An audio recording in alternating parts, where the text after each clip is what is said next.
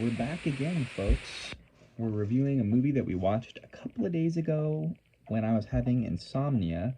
I woke up at like 12:40 in the morning after going to bed around 8:30, laid awake in Mm. bed for hours and realized might as well get up and be productive and do a movie review. And you woke up too. So then we watched 1995 Best Picture nominee Apollo 13. Let's just talk about this case for a minute. This is a 1998 DVD copy, heavy duty box, something that you know I love if you watch the channel for a long time. The heavy Older duty. older DVDs have the index scene selection card here. Yeah. New DVDs. Oh, look at this. It even has a booklet and see, there's the scene selection. Look at that. That's pretty neat. You don't see that on newer DVDs, only these older releases. So this movie was directed by Ron Howard, and it has a 2-hour and 20-minute runtime, and it was nominated for Best Picture. I think it was nominated for a total of 9 Academy Awards. Wow, that's a lot. So let's talk about this movie. I'm going to dig right in here. This movie has a 96% Rotten Tomato critic average. Audience members, I don't know what they're talking about. 250,000 audience members have submitted their Rotten Tomato review, and their average is only 87%. IMDb, Really? 7.7 out of 10. 300 Google users have submitted their average, and it's 4.7 out of 5. I won't dive into our reviews yet. We'll save that for later. So this is based off of a 1994 book written by the astronaut Jim Lovell, and the book is called The Perilous Voyage of Apollo 13. So then it was an adapted screenplay. This guy, Jeffrey Kluger, helped him write the book. He was an editor for Time magazine and an author of over 12 books himself. The movie had a $53 million budget, and it went on to gross $355 million at the box office. And like I mentioned, it was nominated for Best Picture, but it would lose out to Braveheart, which I have on DVD and two-part VHS. Braveheart is a good movie. That's another good movie. So I think there was Sense and Sensibility. It came out the same year. There was a couple of other movies that I have seen that was nominated for Best Picture. That's hard to compete with Braveheart. Braveheart's a pretty dang good movie, but this is a pretty dang good movie too. In a different way, this is a really good movie. Fun fact, this was the first PG-13 movie that I saw in theaters. There was an AMC theater at the former Orange Mall in the city of Orange, California. There was a Broadway department store in front. Back behind it was an AMC theater, and I remember my mom taking me to see this film there as a kid. I would have probably been like 8 years old at the time. So, and it's pretty tame. I would say that there's nothing really terribly inappropriate that would keep a younger kid from seeing this movie. There's a couple bad words. Some of the guys say like GD a few times. I would say is the worst thing in it. Tell me your thoughts on this movie. I don't remember seeing this in theaters. I feel like I saw it with my parents, like in our living room as like a rental, I think. As VHS rental. But I remember it being a 5 out of 5. Like when I watched it with my parents, I remember this movie was a super big deal when it came out, and it was like just amazing. So now you're watching it 29 years later from the original release date, and this is probably the last time that I remember seeing it was almost 30 years ago as a kid. And does it hold up as a 5 out of 5 for you? I feel like it's a 4 out of 5 now. I feel kind of guilty saying that. I don't know why. Maybe it's just me, or just the fact that when it first came out, it was just like, I don't know. It was just so much better seeing it for the first time. I've seen it before, but it was such a long time ago that I didn't really remember, to be honest. But it didn't have as much of a wow factor this time. I don't know why, but as a kid, it was amazing. So, and I love Tom Hanks. He's a great actor, and there is a lot of suspense in this movie. And what I like is that one of the main characters, like, there's a disappointing part about it. I don't want to like do spoilers, but I mean, this movie's It's been out 30 years forever. old. But Spoil away. there's a disappointing part where one of the characters doesn't end up getting to go with them on their The mission. Gary Sinise character. Yeah, and I like how they tie it back in with him being able to help when the characters that do go out into space are in peril, and he's like then called in to help out. And it's just, I like that character arc, how he is just willing to do whatever it takes to bring them home. And then at one, like Being at one a part point, of the team. yeah, like at one point they say like, okay, it's okay for you to come take a break, and he's like, well, they don't get a break, so I'm not taking a break. So he's like super committed to helping them in their time of need, even though like originally he was really jealous that he didn't end up getting to go, because they did some tests on him and thought he was about to like come down with the measles. So his higher ups were like, you're not allowed to go on the mission, and he was super angry and like jealous of everybody at the beginning. Yeah. So it was just neat to see how he helped them, and it's just neat to see like all these kind of nerdy guys and like all the calculations that they have using to a do. slide rule and pen and paper, not a real calculator in sight. Yeah, and not it's a digital amazing. calculator in sight. The things that they were able to accomplish in the late 60s and early 70s for the space program.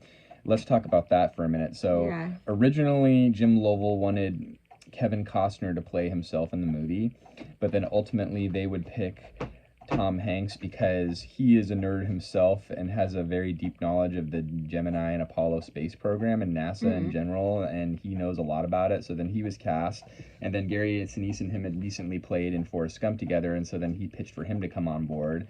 Oh yeah, John that was neat. Travolta wanted to play the Jim Lovell part at one point. Kevin Bacon's in this film. Bill Paxton's in this movie. It was neat to see Gary Sinise and Tom Hanks, I blinked out, in a movie together, you know, again, and stuff too. And yeah, it's just amazing to see, like Corey said, how many calculations they have to do, and just to realize on that the fly. if you get any of that math wrong, like these people's lives are at stake, so you can't get it wrong. And just how amazing, like all these men are geniuses.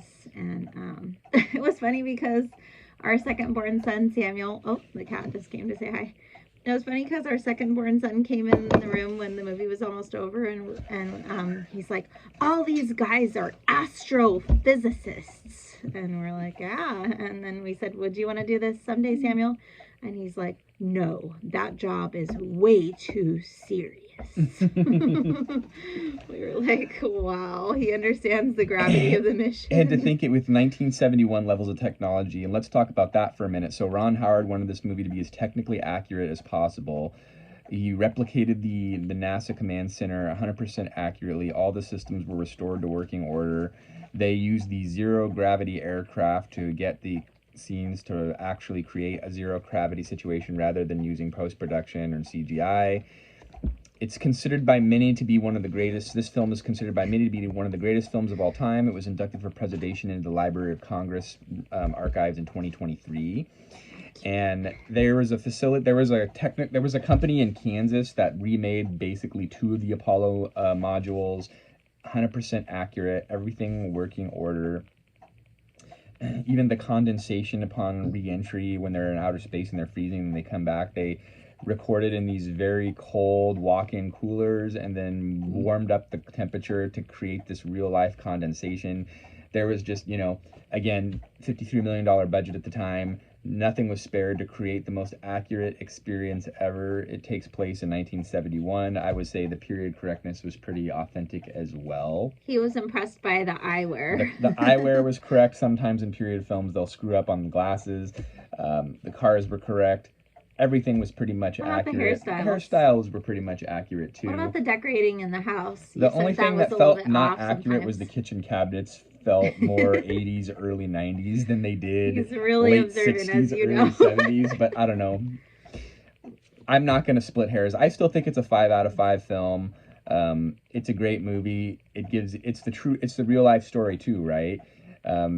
maybe my paranoia and delusions of the modern era have created more of like, is this a psyop? Did this even really happen? But I thought it didn't happen. I it thought did. that was a real story. This is a real story. We talked about that. It was adapted from the book. This is a Oh, well, I know it was a book, but I thought it was a fictional book. Okay, I guess I'm just crazy. Well, maybe I'm wrong with the 4 out of 5. Maybe I'm just being You didn't mean. realize this was based on a true story? No, I thought this whole time it was trying to be as just made up. accurate as possible. You're insane. All right, well, maybe I'm 5 out of 5. And then on really that quick, one. if you look back behind me over there, Wait, don't. I got the rocket right Oh, there. yeah. Okay. But I believe that is the Apollo 8 rocket. So Really? This Yeah. was a true story. so does that bump it up to a 5 out of 5? I think it does. Unbelievable. I thought. I'll have to I don't preface that know. next time we watch a movie if it's based on a real situation. I thought we discussed this and it was written by the astronaut, but still fictional. No, it was real. Okay. All right. And I guess I'm just. I'm out of it. I don't know what's going on. So with that, we'll wrap it up. Wait, I thought. I don't Apollo know. 13. What else? Do you have anything else that had? I don't know. I thought of something, but it flew out of my brain. So. Also, I'm not we have the sure. great tagline, Houston. Oh, I was gonna just say that I didn't research all the facts like you did, but there were some Clearly. emotional, emotional. She thought it was a sci-fi emotional- movie. No, I mean there were some emotional like tearjerker scenes, and I just want to say that was one other part that really touched my heart was his mother, Tom Hanks's mother, is in Leslie like a Knowles, nursing yeah. home, and That was a so great then act. his wife great and bit his of acting. daughter go to see the mother, and they tell her like, he's not going to be able to make it to the moon like we thought, and he's just, an emergency happened and they're going to have to come straight home. And then she says, well, basically, if anyone can, get back, my son can't. Something about like, She's like, if my he could get my a son Jimmy's like an- dishwasher to fly, then he could land she- it or something. Yeah, exactly. And I just thought that was like, as a mom, I just thought that was really Having a lot of confidence cool. in your son and your children. Yeah, to trust in like your son's ability. Like he was like a super smart, like genius guy to even have the skills and know all that math to even and do all the training to even get up there in outer space. So obviously he was an amazing person, but just to be that kind of a mother to raise your child to have such good skills and then to just be so confident in his abilities. I thought, wow, what an amazing woman. But I also thought, really? You're going and telling her in the nursing home that he might die? Like, is that necessary? I mean, she probably has dementia. But anyways, My God. why upset the old woman? Like just let her. It's fine. Just wait and see what happens and bring him to visit her. when And he the other gets back. and let's not forget the other two astronauts, right? Maybe I was wrong. I didn't write their names, but they went on to live lives after Apollo, and they were all part of this team that helped.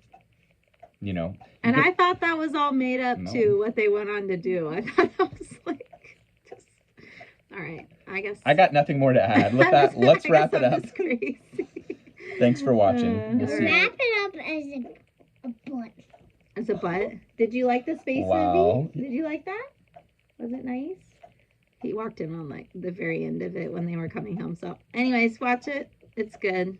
It's a 90s classic. Thanks for listening We'll see and you then. watching. Bye-bye. Bye-bye. Bye.